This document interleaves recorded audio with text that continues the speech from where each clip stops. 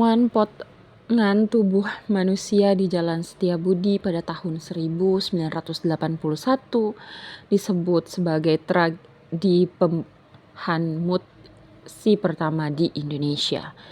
Namun ya, hingga saat ini setelah 43 tahun berlalu, ternyata kasus ini masih menjadi misteri dan tidak pernah terungkap. Bagaimana detail ceritanya? Sebelum itu, hai, namaku Cindy. Selamat datang di ruang ceritaku, di mana aku biasa berbagi cerita-cerita yang menurut aku menarik, mungkin juga menarik buat kamu. So, jangan lupa buat share video ini kepada teman-teman kamu yang suka sama pembahasan yang sama, dan jangan lupa buat klik tombol subscribe supaya kamu tahu cerita-cerita menarik lainnya dari aku.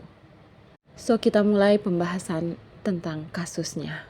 Di suatu pagi ya, ada dua orang laki-laki bernama Surya Dijaya dan Ade Sumarna yang sudah memulai nih aktivitas mereka yang memang bekerja sebagai penjaga keamanan di PT Garuda Matraman Motor di Jalan Jenderal Sudirman, Setiabudi, Jakarta Selatan.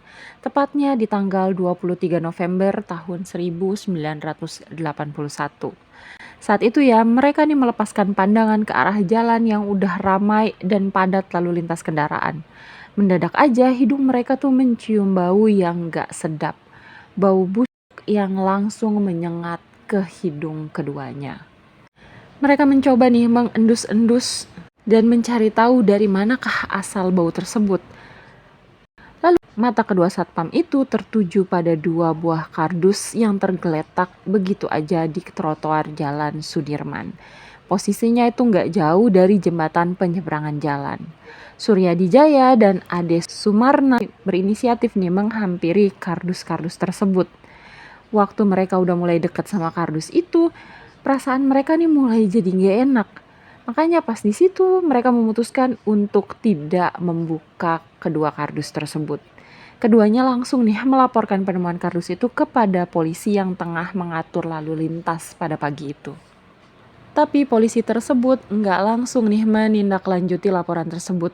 Karena memang polisi ini kan polisi lalu lintas ya. Jadi tugas utamanya adalah mengatur lalu lintas kendaraan di antara Jalan Setiabudi dan Jalan Sudirman yang emang lagi macet pada pagi itu. Lalu nggak lama kemudian melintas nih dua orang pemulung. Jelas aja mereka kegirangan nih karena mereka menemukan dua kardus yang teronggok di trotoar. Pasti mereka pikir kalau mereka ngambil kardus itu dan dijual pasti bakal menghasilkan uang. Tapi begitu kedua kardus ini diangkat sama kedua pemulung, kardus itu tuh terasa berat. Jelas aja nih kedua pemulung ini tuh jadi keheranan kan. Jadi penasaran lah kedua pemulung ini, lalu mereka tuh membuka kardus tersebut. Dan begitu kardusnya dibuka, mereka terkaget-kaget. Mata kedua pemulung ini tertuju pada benda di dalam kardus. Isinya adalah sepotong kepala dan tulang manusia. Dan gak cuma itu, kardus kedua ternyata nih berisi potongan-potongan daging dan tubuh manusia. Kedua pemulung ini pada akhirnya kan teriak ya melihat pemandangan yang ada di depan mata mereka. Dan tentu aja teriakan mereka ini mengundang kerumunan orang yang tengah berlalu lalang di jalan itu.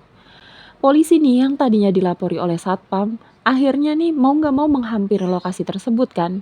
Nah polisi nih yang awalnya gak percaya sama laporan kedua satpam tersebut dan menduga itu cuma daging sapi.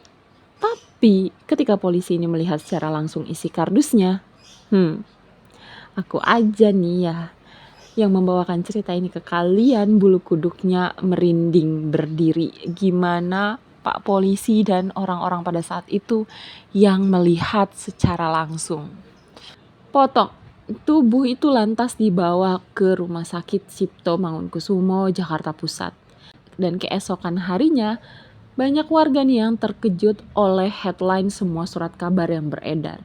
Karena baru pertama kali ini terjadi kasus penemuan korban mutilasi di Indonesia. Bahkan ya, kasus ini pun dinamai mutilasi Setiabudi 13. Kenapa? Karena memang berdasarkan 13 potongan tubuh manusia yang ditemukan di Jalan Setiabudi. Tapi banyak juga nih yang menamai kasus yang satu ini dengan sebutan Pesona 13. Almarhum Dr. Abdul Mun'im Idris yang merupakan ahli forensik legendaris dari RSCM yang juga merupakan ahli forensik yang memeriksa korban. Dalam kasus ini, beliau mengatakan dari hasil otopsi tulang belulang dan ketahui kalau pelaku ini sangat sadis. Si pembunuh nggak hanya memotong tubuh korban, tapi juga dan mengup seluruh daging dari tulangnya.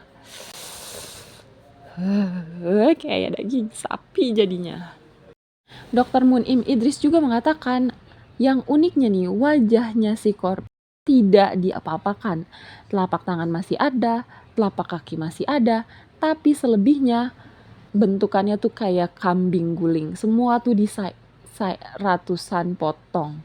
Kemudian paru-paru, hati, dan limpa tuh masih utuh. Pembunuhan dan si ini diperkirakan terjadi pada tanggal 21 November tahun 1981. Karena waktu jasad ini ditemukan, memang kondisinya tuh udah membusuk. Pelaku menggunakan gergaji besi karena ditemukannya bekas gesekan kecil pada tulang belulang. Diperkirakan usia antara 18 sampai 21 tahun. Tinggi badan 165 cm, tubuh agak gemuk dan tegap. Terdapat pula nih tahi lalat. Memiliki penyakit fimosis atau lubang kencing yang sangat sempit pada ujung kemihnya. Dimutasi lebih dari satu orang. Kenapa? Karena menurut Mun'im, mengerat dan mengelupas mayat bukan pekerjaan mudah. Saat itu, polisi pun menduga bahwa pembunuhan keji ini dilatar belakangi balas dendam. Diletakkan di tempat umum supaya kabar pembunuhan cepat tersiar. Tapi anehnya, sidik jari ada, muka ada, tapi nggak pernah terungkap sampai detik ini. Tim forensik pada saat itu sepakat nih bahwa para pelaku sangat ahli. Sebagai gambaran aja, ahli forensik profesional yang terlatih pun membutuhkan waktu sekitar 2 jam hanya untuk membedah mayat. Tetapi pelaku juga membutuhkan waktu cuma 3 sampai 4 jam aja. Petunjuk lainnya, kantong plastik yang digunakan untuk membungkus tubuh adalah bekas bungkus buku. Dalam plastik itu tertera sebuah nama toko yang terletak di Jalan Pasar Baru, Jakarta Pusat. Sedangkan plastik lainnya adalah plastik supermarket yang ternyata dekat dengan Pasar Baru. Dan di dalam kardus tersebut terdapat 3 eksemplar koran terbitan sore tanggal 19 Agustus tahun 1981. Koran ini masih terlihat rapi seperti belum pernah dibaca. Tapi dengan petunjuk ini pun polisi tetap enggak berhasil menemukan pelakunya. Sebenarnya ya, saat itu ada ratusan orang nih yang melaporkan kehilangan anggota keluarganya. Tapi sayangnya hingga tanggal 26 November tahun 1981, keluarga orang hilang yang melaporkan ke polisi ini nggak memiliki data yang cocok dengan mutasi itu. Dan keesokan paginya, tulang belulang dan daging serta dikuburkan di tempat pemakaman umum Tegal Alur, Kalideres, Jakarta Barat. So itu tadi kasus yang dipercaya sebagai kasus pertama kali di Indonesia, kasus mutasi pertama kali di Indonesia.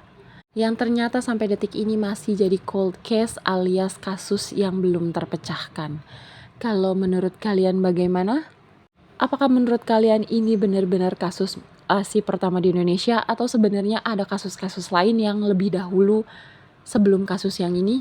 Coba kalian tulis di kolom komentar apa yang kalian tahu dan aku nggak tahu. Oke, dan terakhir jangan lupa klik tombol like kalau kamu suka sama video yang aku bawakan. Tombol unlike kalau kamu memang merasa video aku ini nggak bagus dan perlu diperbaiki di kiri dan kanan. Kalian juga boleh kasih saran ke aku supaya channel aku ini berkembang dengan baik. Dan terakhir, dadah!